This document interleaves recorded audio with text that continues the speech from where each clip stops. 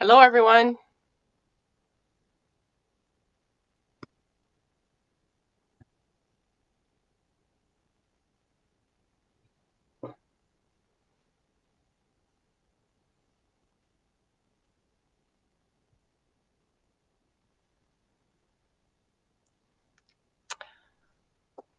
Seeing if I have everything adjusted and right.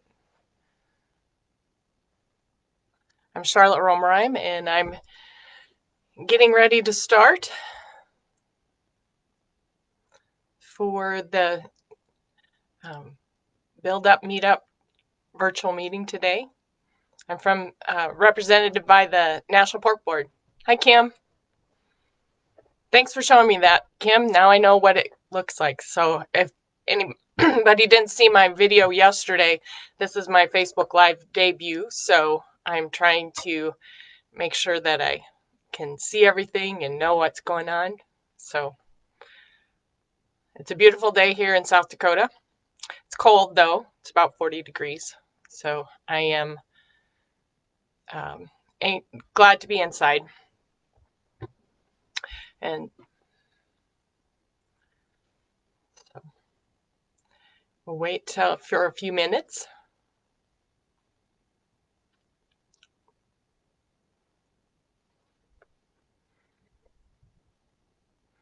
I see there's a few people on. Thanks for being here.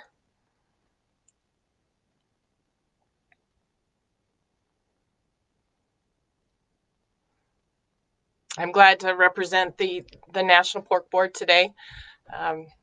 It's been an organization that I've been a part of for many years,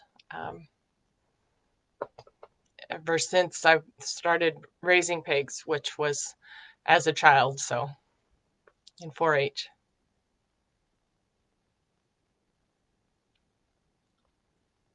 Just a couple more minutes before we start.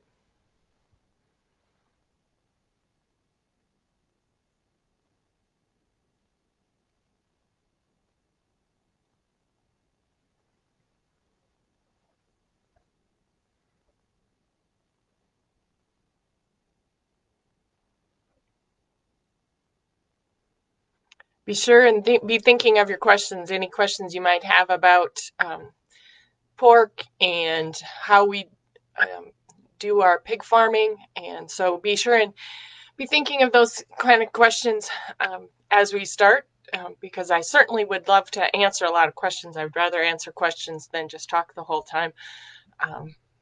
And if you see me glancing to the side off and on, it's because I have some notes, so that I make sure that I do some of the ethical principles of we care correctly. So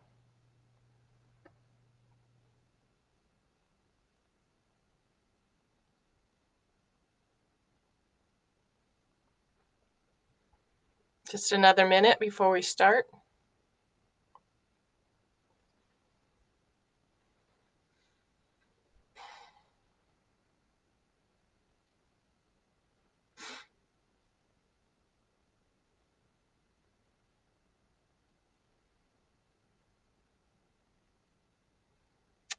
It's kind of exciting to start doing this, so I'm glad to be here.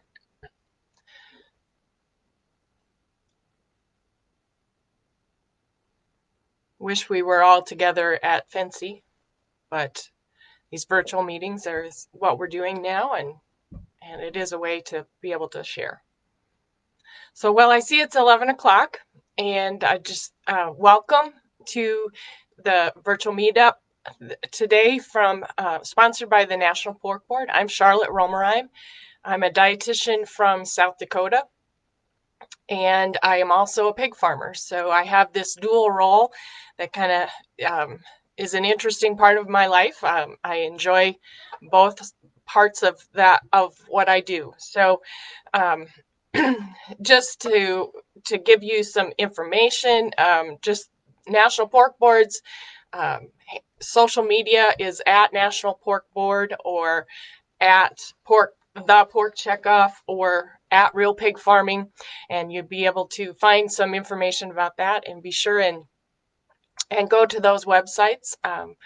I can be found on Facebook and Instagram at at Charlotte Rommereim. And if you need to know how to spell Rommereim, please just go to the the notes, because it's not an easy name to spell.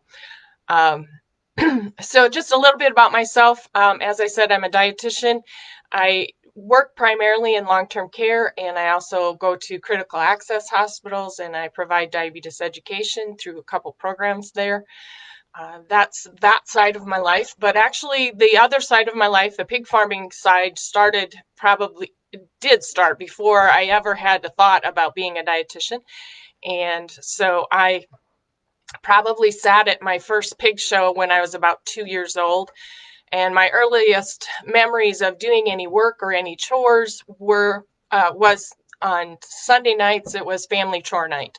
And so as a family, my mom, my dad, my brother, and I would go over to my grandpa's house or place, which was where all the pigs were housed, and we would do chores together as a family. That was probably, like I said, when I was 8.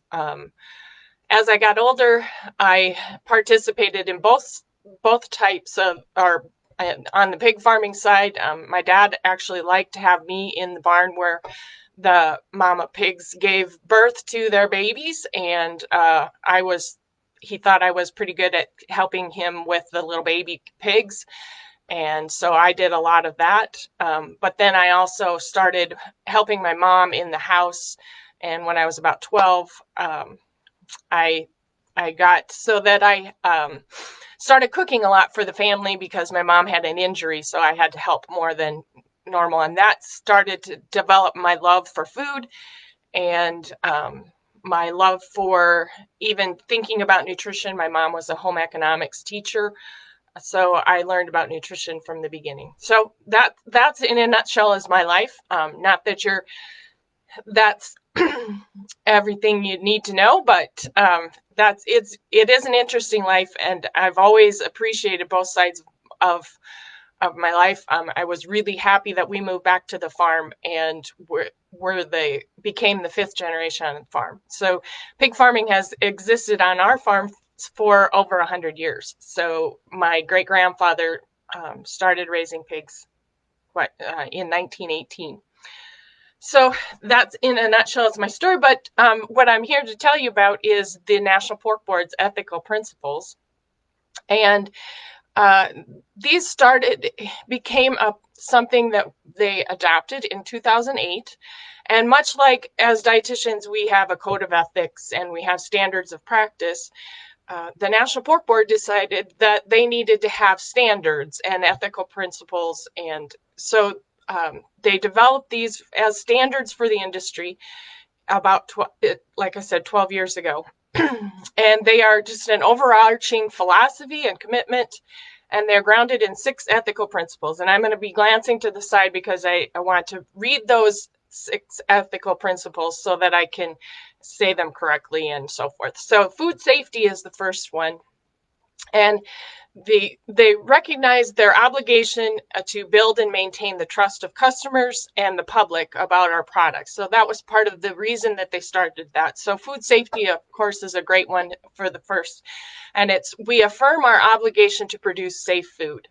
And so animal well-being is the second one. We affirm our obligation to protect and promote animal well-being. The environment, we affirm our obligation to safeguard natural resources in all of our practices. Public health, we affirm our obligation to ensure our practices to protect public health. Our people, we affirm our obligation to provide an environment that is safe and consistent with our ethical principles. And the last, the communities in which we operate, we affirm our obligation to contribute to a better quality of life in our communities. So I'd like to just illustrate a few things that go along with each of those principles. And I think as dietitians, we're probably most interested in food safety.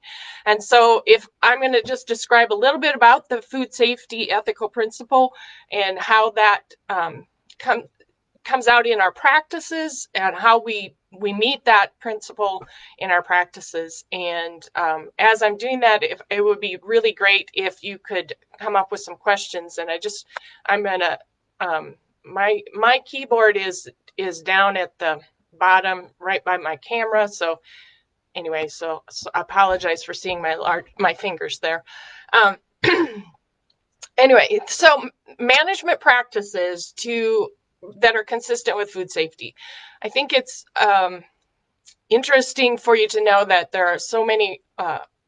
There are regulatory agencies that regulate and make sure that we have good food safety, but it really does start with the farmer themselves and what they do to be consistent with food safety. And, oftentimes I have people ask me, so do you eat your own meat? And much of what we sell is just, or we sell to the packing plants and so forth. And occasionally we have one for ourselves, but that pig is not raised any differently than any of the ones that go to you, the customers. So we do the same thing for you as we would do for ourselves, because food safety is really important. Of course, that's what we want to do. So we do that by managing the health of our herds and using technologies um, uh, to minimize food safety threats.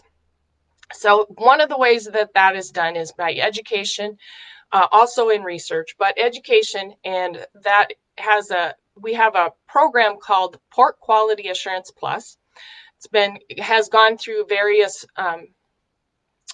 updates through the years to make sure that it's current with the current practices.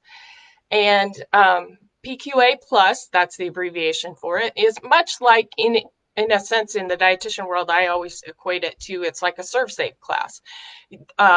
Every the pig farmer goes to the class. There is that is done by a certified instructor, and then there's a quiz that they take, and then they are certified for 3 years as a PQA Plus certified pork pig farmer.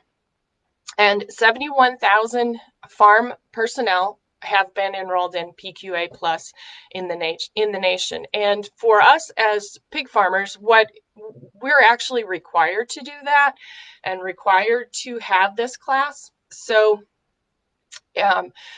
because the places that we sell our pigs to require us to have those. So, and that is the case with almost all the processors and packing plants across the nation. They all require, or many of them require, most of them require that the pig farmers that sell them have this PQA Plus training. In fact, it was even for my daughters, when they were in 4-H, they even had to take a youth Pork Quality Assurance Plus class so that they could sell their pigs, their 4-H pigs.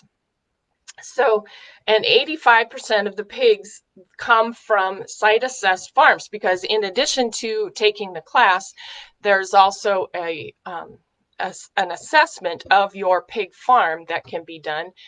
And along with that, that means that there's somebody that comes to your farm, visits, to see if you have things put in place to assure that you are following the accepted practices, the good management practices. So, and a lot of those terms are just things that we're all familiar with, good management practices, and doing the things, having a standard of practice. And that's basically what this is. Couple of the things that are mentioned in there that are probably most applicable to us as dietitians is they do talk about antibiotics and the use of antibiotics, and that is very well defined and described so that every pig farmer understands the withdrawal time and understands the documentation that they need to have whenever they use any antibiotics in their herd. So there's also transport quality assurance, TQA, and 31,000 animal handlers and transporters have also taken TQA.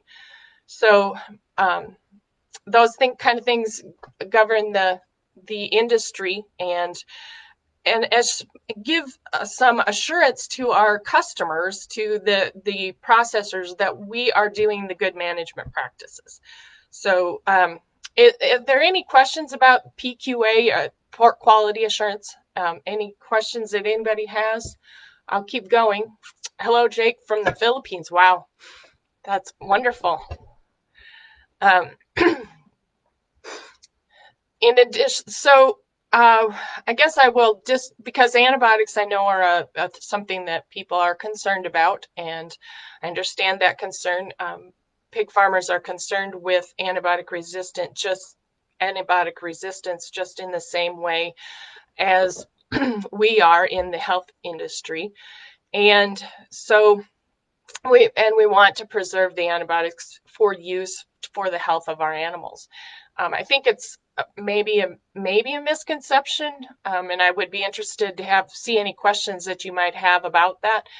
But I think it maybe is a misconception that we overuse them, or we want to use a lot of them, or something like that. And that really isn't the case. In fact, we are very happy if we have a healthy set of pigs that don't ever need antibiotics, and that occasionally happens. As we've been raising our pigs, occasionally it has happened that we haven't needed any antibiotics at all. But anytime antibiotics are given, and it's under the prescription or the oversight of a veterinarian, and those when they are given, there is a date of the last day that the antibiotic would be present.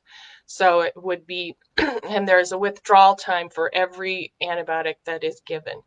So let's say I need to give the pigs in our barn are sick with some type of, maybe a flu type thing. And the veterinarian decides and gives us a prescription for delivering the antibiotics. So oftentimes that the easiest way to do that, especially when you have a larger group of pigs, is to do that through the feed or the water. So that may be done, and if it is through the feed, there is a veterinarian feed directive, in other words, a prescription that is written so that the right amount of antibiotic goes into the feed. And then there's a withdrawal time that is set by the Center for Veterinary Medicine through the FDA. There's a withdrawal time that's set for every single antibiotic that's ever given.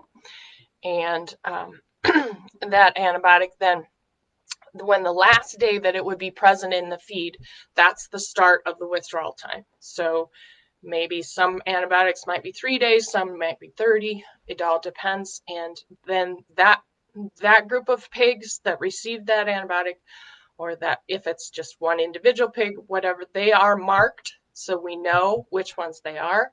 That is recorded from the feed mill that made the feed. That is recorded by the veterinarian, and it's recorded by the pig farmer themselves. And then that date is, and that pig cannot be marketed or brought to the plant processing until that withdrawal time has expired. So there's so many safety things in place to ensure that there is no residue left of antibiotics in the system, in the pig's system, that would be of any harm to us as we eat the pork. So I am comforted by those safety measures that are in place. Does anybody have any questions about antibiotic use? Because I want to direct it to your questions. And is there anything that anybody has anything? I'm not certain if I'm seeing all the questions. Maybe. Hi, Sylvia. Hi, Kelly. So I'm just scrolling up.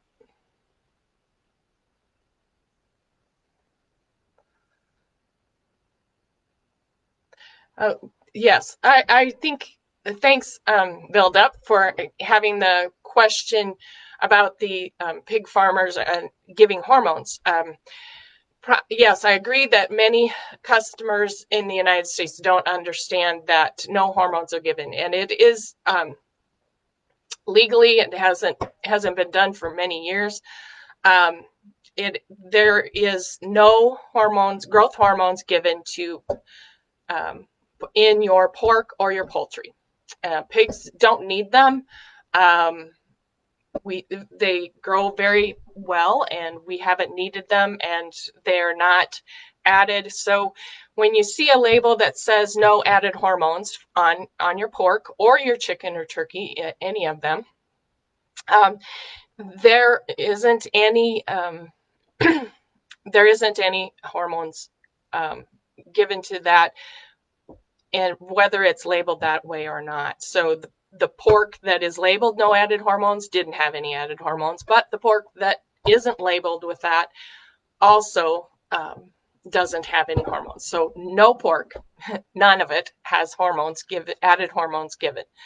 And so that is just, it doesn't even need to be labeled, but like many marketers, people want to highlight something that the customer is interested in, so they do put it on the label, but they don't need to, and you don't need to be concerned if your pork has that on the label or not. There isn't anything different. So, and pigs used to be smaller. People say things like pigs used to be smaller. I think that the answer to that would be the fact that we have become better at swine nutrition. So there are nutritionists, just like dietitians. There are swine nutritionists that develop feed. They call it a ration. So they're meaning that you're rationing how much soybean, how much corn, how much vitamin and mineral supplement, and so forth that you put in it. And so I think we are better at swine nutrition today than we were a few years ago. That's one of the reasons that we also have a smaller carbon footprint and are more sustainable, is because we have improved our pig care, we have improved our nutrition, and genetics is also a part of that. That early on, my family was in genetics, and so that we raised pigs for their genetics, just much like you know a certain breed of dog has certain traits, like we have a golden retriever and he's really friendly. Well, the same thing can be said of different breeds of pigs. There are red ones, there are spotted ones, there are black ones, and so forth. And so, and they all have different traits. And one of the things that happened probably about 20 years ago is the consumer, and actually that's to the dietitian's credit, because we were the ones that were telling people you need to have leaner meat. Well, when my grandfather was raising pigs, they were after the lard, and they wanted a lot of marbling and a lot of fat, and so there was a difference. So even my family was part of the genetics about 20-25 years ago that started raising pigs that had a leaner structure, and that's why we can say that we are about 16% leaner. Today, the pork is about 16% leaner than it was 20 years ago. And much of that came about by just genetics and doing so forth. Hi, Cindy. I'm going to go scroll back here and look at a couple questions. I think I missed a couple. So I hope that answered the hormone question. No hormones. Sylvia wanted me to talk about the pig's house or the pig's home. And I think possibly one of the misconceptions is that is about how we raise them and how we raise pigs, and some of that comes about because we want to keep our pigs what they call biosecure. It's just much like we're all dealing with COVID and that right now. It's kind of that we want to protect our pigs from diseases coming in. So we do house them, and we have our pigs housed in a barn where there are 2,500 pigs in each barn. We have two barns, and there are 2,500 roughly pigs in each barn.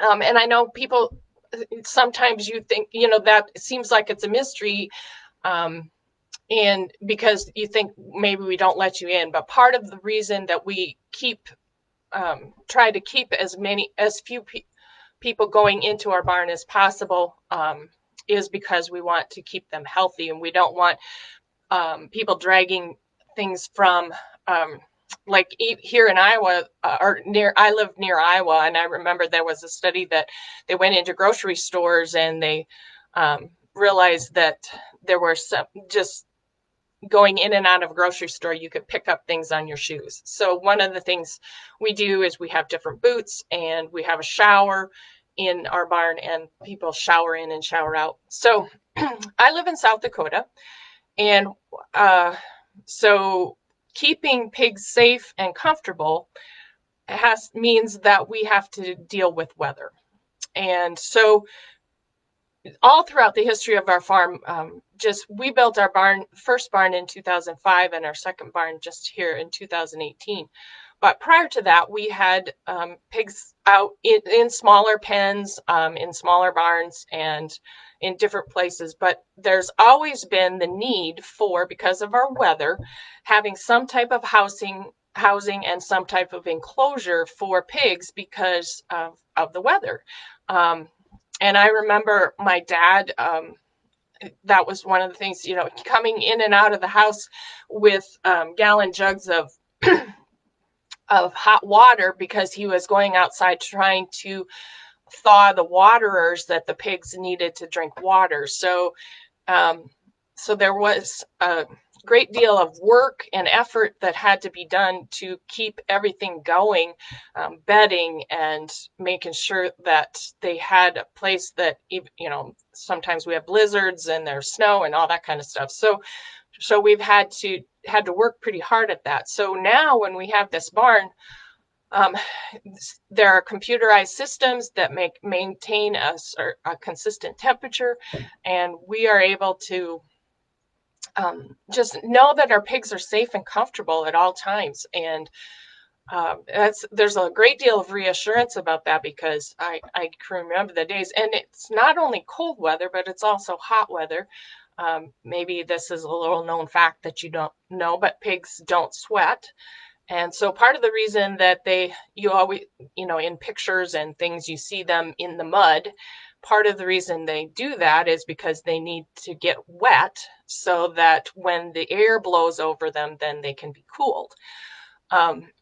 So much like our sweat does for us and controls our temperature. So they need to do something to do that. So even in our barns on warm days, we have misters that will mist the pigs. So again, and then there are fans that are blowing air over them consistently, so they stay very comfortable. So I'm going to scroll down here and look at some more questions. How has COVID, hi Kelly, COVID impacted our operation, if at all? Well, it was a significant thing for us. I live south of Sioux Falls, South Dakota, and you may remember it was in the news. The Smithfield plant in Sioux Falls was one of the ones that closed in here as a result of the workers contracting COVID. And so and it was closed for up to, I think it was about 4 weeks. So we had a significant impact, because the week it closed, we were set to deliver all of our pigs within the matter of 2 weeks, 2 to 3 weeks. It takes us about 2 to 3 weeks to take enough loads of pigs out of our barn and to empty it out completely and bring them in. So the time that the plant was closed was when we were supposed to deliver our pigs. So it was a time of much concern, and it was very difficult. We were able to manage to change. Again, the swine nutritionist came to our aid and developed a feed that would satisfy the pigs, but not necessarily have them gain weight. So um, that's roughly, just if you think about it, we put our pigs on a diet. So it was up to about 10 weeks that until after that plant closed, it was about 10 weeks before we were able to empty the whole barn. And as you can imagine, keeping them 10 more weeks and feeding them 10 more weeks and having the labor for 10 more weeks and all the electricity and everything that was needed for those 10 more weeks, we lost money on the pigs that were in that barn.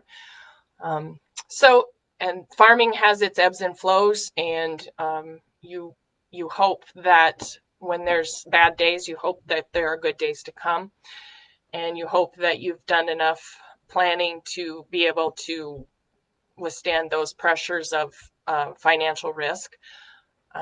So that it did impact our industry, and there was a backlog of pigs. There were pigs that were ready to be delivered. So talk about sustainability. So I guess that's the main thing about food safety, and the next, the other thing was animal well-being.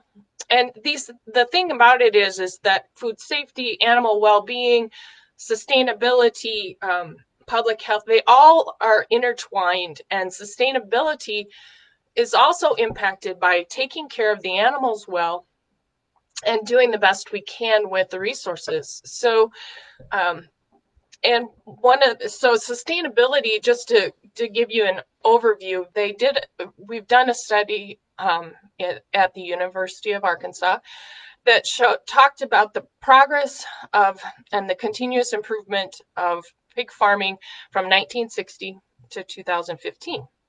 And in that time, we are using 75.9% less land, 25.1% less water, 7% less energy, and 7.7% lower carbon emissions per pound of pork.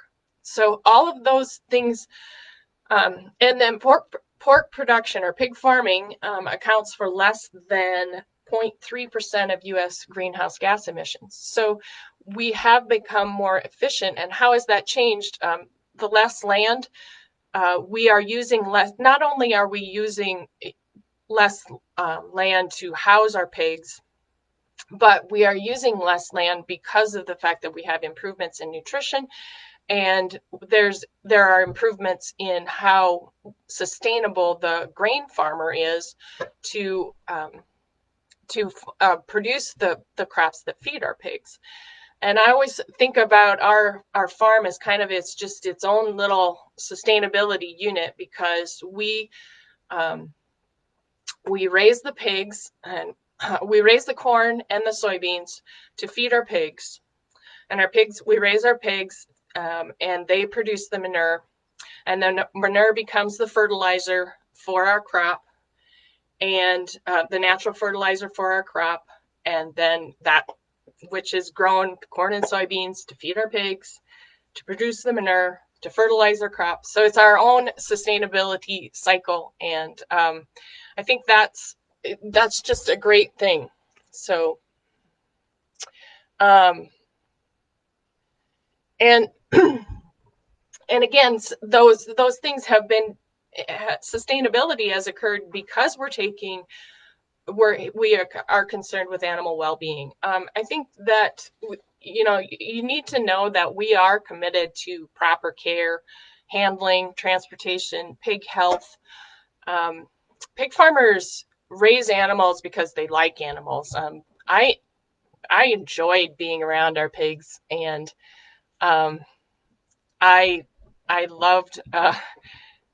I actually, of course, there's this interplay of having to be out there and doing chores, and having your dad make you go outside and help him. So I suppose there was that element of it, but I actually enjoyed helping with the little pigs, and I enjoy being in the pig barn when our daughters were raising pigs. I enjoyed helping them I enjoy being in our pig barn now, and so it's just it's a and I think I haven't met a pig farmer yet that doesn't have that same appreciation.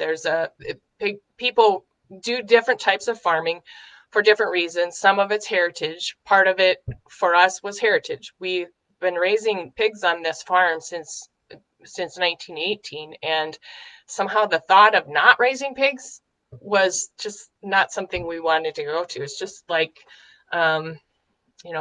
me being a dietitian and helping people.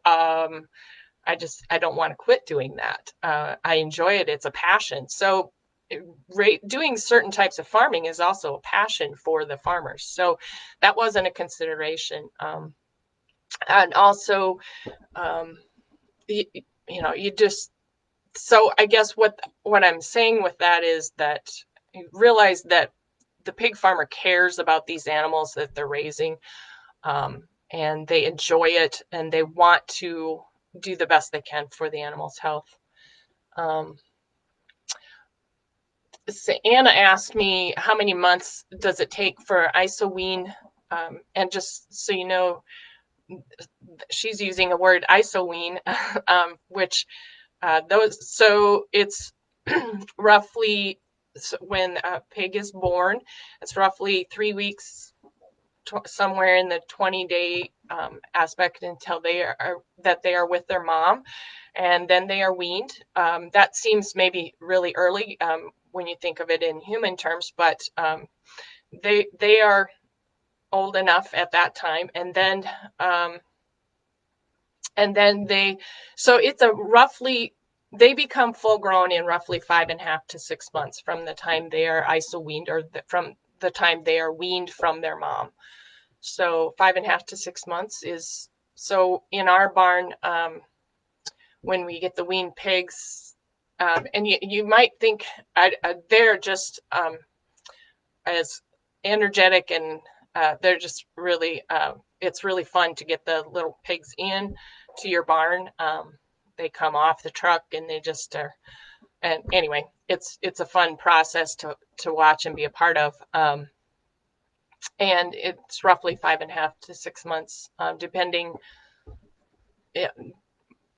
So we will in our barn raise in each barn we'll raise 5,000 pigs in a year. So roughly two sets of pigs of 2,500 pigs in each barn. So be sure and take the survey. I'm seeing that I'm approaching 30 minutes. I just was going to review just a little bit more. So like I said, animal well-being, biosecurity, and those kind of things are part of what we do. And so don't think of it as that we're trying to hide something. Actually, we're just trying to protect our pigs.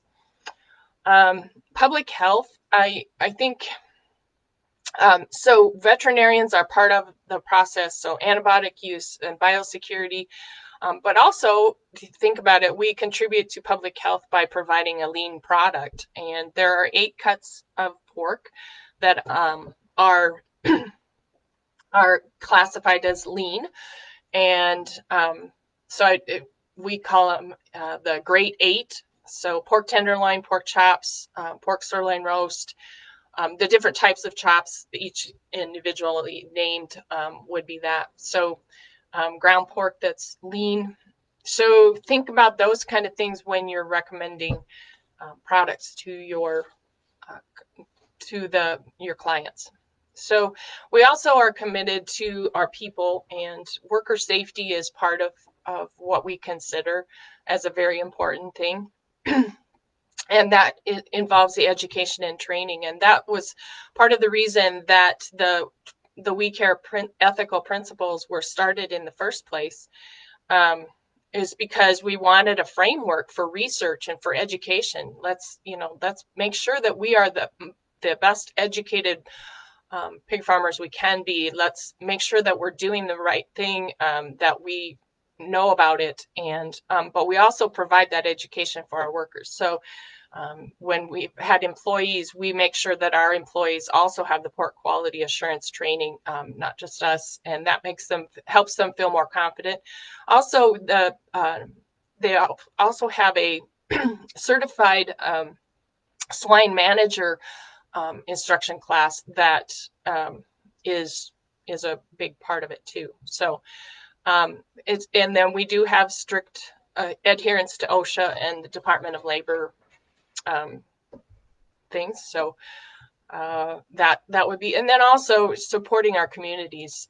Just thinking about, I can't tell you how many pounds of pork my husband has cooked, and we have been a part of funding and just all kinds of donations and things like that. And that's kind of the thing we do in our rural communities. And just to give you an example, in 2018, I'll just read these statistics. They volunteered, pig farmers volunteered over 54,000 hours of their time, and they donated 5.5 million to charitable causes, and they donated over 800,000 pounds of pork, which is 3.2 million servings. So you think about, we live in these communities, and that's part of the reason that we care about the environment, that we care about animal well-being and food safety, is because we are part of communities, and we have to earn and maintain the trust not only of you as a customer, but we also have to maintain the trust of our neighbors, and which involves taking care of the environment and doing the right thing. So we are about doing the right thing. So I see a question here. Often when people think about pig farming, they only think about pork meat. What other products come from that are used outside the food supply?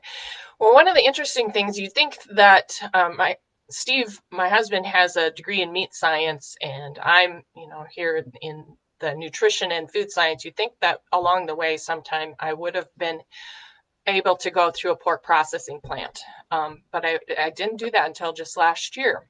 And I went to one in central Iowa, and it was a recently built plant, so very efficient. And I think one of the things that struck me so much about that, we talk about food waste, and we talk, how we need to all be a part of decreasing food waste. And I was just floored by the fact that was absolutely nothing wasted in that plant. There was a purpose for each part of the animal.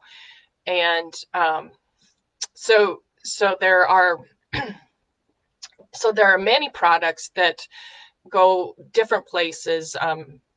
Pig skin has been used in burns, and then also just as a leather. And some of the parts of the animals are used in medications. Being a monogastric or one stomach animal, as opposed to like beef, which is a ruminant and has more stomachs, some of the anatomy of a pig is similar to humans. So we do use pig products in medicine too. Like I said, it was just very interesting to me. There was nothing on the floor. There were no pieces of the animal that were wasted. And so I think that's part of, if you've ever looked at the FAO information about food waste, you would see that the animal products actually are one of the lowest in food waste as compared to grains and fruits and vegetables and so forth. And I guess I just feel like I saw it in action when it came to that when I saw it in that processing plant. And I think when people think about animal agriculture, they think mainly about the meat or the dairy, the milk, and so forth, the products that come from them that are food. But if we were to replace animal agriculture for some reason, there are a lot of other products that I think most of us are unaware of that would need to be replaced in addition to just the meat. It isn't just about the meat. And there are some interesting, I can provide you with a little graphic of some other products that are from the pig. So any other questions? Anybody have anything else? We're getting close to 40 minutes. Yeah, and as you keep getting your reminders here, don't forget to do the survey. It'll take you about 5 minutes for a chance for a great swag box. And so just again, the links for social media, I'm just making sure I have it right, is at National Pork Board, at the Pork Checkoff, and at Real Pig Farming. Real Pig Farming, and then the websites, and this is important too, is the websites for if you want to learn more about the We Care ethical principles. Those can be found on www.porkcares.org. So Pork Cares. That's all the ethical principles are outlined there. There's features of different farmers from across the United States and their story and how they meet those ethical principles. So I think that it is a great site for you to go to. That's where I've got where all the ethical principles are outlined there, and all the information that I've just actually given to you, except for my personal stories, all of that information is found on porkcares.org. If you want to go to the National Pork Board website, that's pork.org, and there's links for recipes. Then there's also pork.org/health health professional, and that is also in there. So there is a link to things that health professionals can use. So be sure and go to that. Somebody asked, what's my family's favorite recipe or dish with pork? Well, first off, as I said, Steve has donated. We have donated, and Steve has prepared and cooked and grilled pork loin. So a good pork loin sandwich that is grilled. So he grills the whole loins on a large grill, and there's just something about that. You smell it cooking, and then you slice it off thinly and give yourself a nice good stack of that lean, delicious pork, cooked to 145. And that probably is my favorite overall. However, there's just, like I said, there's just something about the atmosphere. Usually that's at a fair or for an event like this year he didn't because of all the different COVID precautions, but he usually cooks for homecoming here in our local town. So that would be my favorite, grilled pork loin. But for me to prepare in here at home, I really like the pork tenderloin. That's my favorite cut, and I love preparing it with, and sometimes I just do a dry spice rub on it and bake it in the oven. And sometimes I will go to the work of making marinade and marinate it for just a short time. It's a really tender cut, so it doesn't need a really long time of marinating, which is a good thing for me because I often am not a great planner. I know as a dietitian I should be a great food planner. I'm not always the best of food at getting my meals planned before 30 minutes before, and so I can marinate for a short time with a pork tenderloin. So I probably like some savory type fruit and savory type sides with them. So like I might like grilled peaches with my pork tenderloin, or I have a rhubarb cherry chutney that my daughter prepared actually for a 4-H contest, and we've been making that recipe ever since.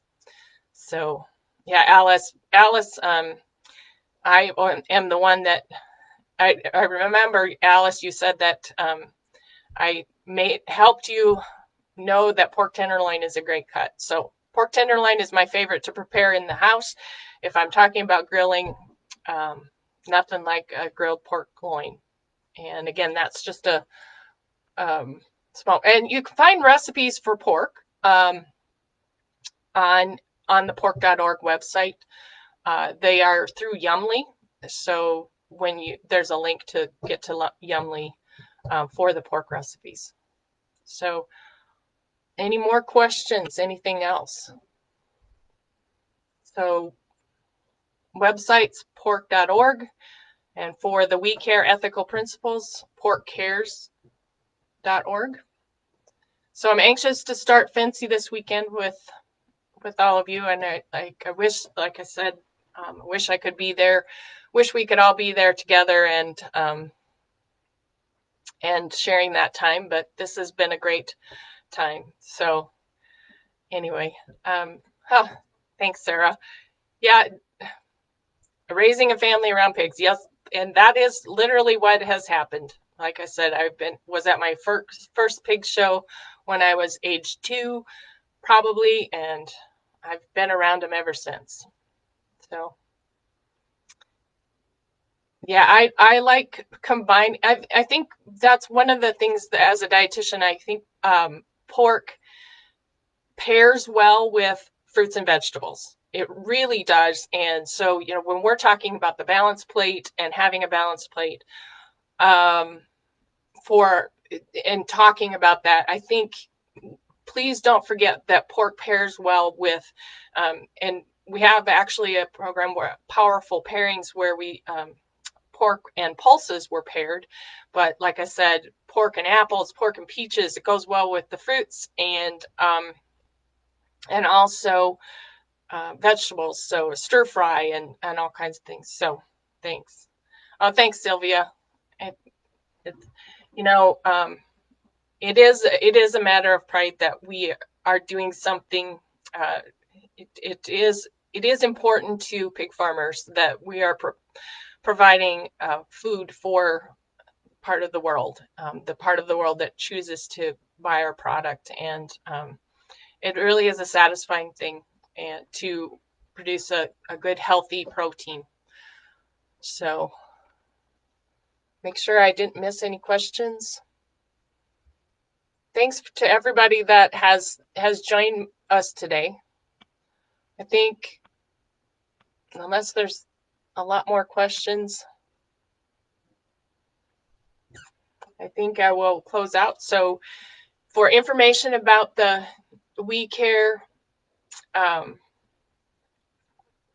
ethical principles, that is found on www.porkcares.org, and the actual National Pork Board website is pork.org, and like I said, social media at National Pork Board, at the Pork Checkoff, or at Real Pig Farming. And where the survey link, I think that's been posted a couple times on Buildup in the comments. And let's see. Oh, Marie. Well, Marie and I had when we met, we decided that we had a lot in common because we were both 4-Hers, and so she has a recipe from the pork board that goes back to the 80s. Yep, I think so. There's the survey again. So it's been great to be with you today. Thanks from me as a pig farmer. Thanks for your support of our lean protein, and if you have any more questions, I will try and answer them. My email is crommereim. I can type that in as a comment at the end. crommereim@gmail.com. So I would try to answer your questions. But you also can ask any questions at the National Pork Board. So at those social media places on the National Pork Board, or go to pork.org and find Kara Belke. She is the Director of Nutrition and Food Service at the National Pork Board. So, and she would definitely be able to answer your questions. So, because we'd love to provide anything we can to help make pig farming something that you're familiar with. So thanks a lot. Have a good day, and hope to see virtually many of you at Fancy. Thanks.